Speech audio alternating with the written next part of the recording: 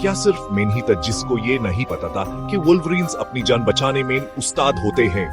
तो चलो तैयार हो जाओ, क्यों अभी जानने वाला है कि ऐसा क्यों है। वुल्वरीन्स देखने में चौथाई लगते हैं, मगर चौथा पॉकेट बड़ा धमाका है। ये जबरदस्त जानवर अपनी ताकत और मजबूती के लिए मशहूर हैं। ऐसा ही समझो कि एक छोटा सा रीछ मगर दिल शेर का। अब बात करते हैं रीछों की। ये बड़े बड़े जानवर तो जंगल के बादशाह हैं। अपने बड़े जिस्म और ताकतवर पंजों से ये जंगलों और पहाड़ों पर राज करते हैं। लेकिन क्या आपको पता है कि ये 35 माइल्स पर आवर तक की स्पीड से भाग सकते हैं?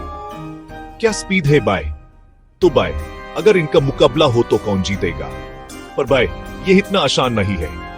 वुल्वरीन्स हार नहीं मानते और बहुत चालाक होते हैं, जबकि रीछों के पास उनकी असल ताकत और बड़ा जिस्म होता है।